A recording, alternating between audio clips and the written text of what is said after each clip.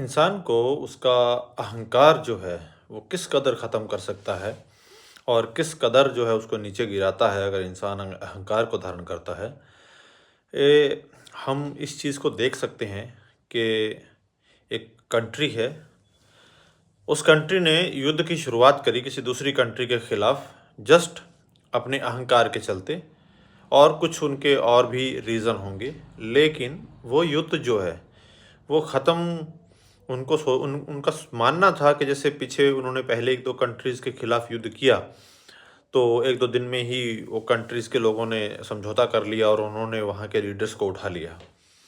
उन्होंने लगा कि हम हर जगह यही कर सकते हैं, क्योंकि उनके अंदर घमंड आ चुका था। और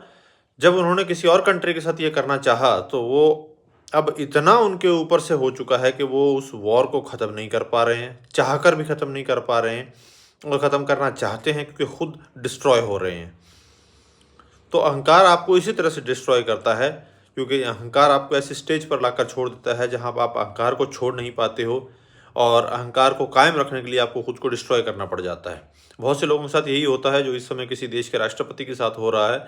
जो अपने अहंकार के चलते उन्होंने वॉर शुरू कर दी और अब वॉर ख़त्म करना चाहकर भी नहीं कर पा रहे हैं ख़त्म, और पूरा देश उनके खिलाफ़ हो गया है, आर्मी है नीचे नीचे उनके खिलाफ़ बोलने लगी है। ऐसे में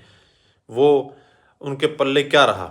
सिर्फ उनका अहंकार, और उनकी इज़्ज़त तो सारी ख़त्म होती जा रही है, बस उनकी ईगो और उनका अहंकार नहीं ख़त्म हो पा रहा है,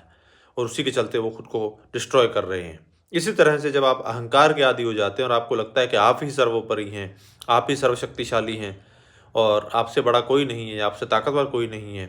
तो वहीं अहंकार आपको डिस्ट्रॉय करता है। ये एक एग्ज़ाम्पल है, और इसी तरह से हर इंसान के साथ होता है जब वो अहंकार को पहन लेता है, और अहंकार का चोला पहनने के बाद उसको कुछ और नज़र नहीं आता सिवाय खुद के, चाहे वो ज्ञान के मामले में हो, ताकत के मामले में हो, पैसे के मामले में हो, या किसी भी मामले में हो। तो इसी तरह से जो है खुद को डिस्ट्रॉय करता है अहंकारित आदमी। तो इसलिए अपने आप को अहंकार रहित रखें और अपने आप को सशक्त रखें। जिस इंसान के पास अहंकार नहीं होता उसमें बुद्धि बहुत होती है, और वो बहुत चीज़ों को सोच समझ कर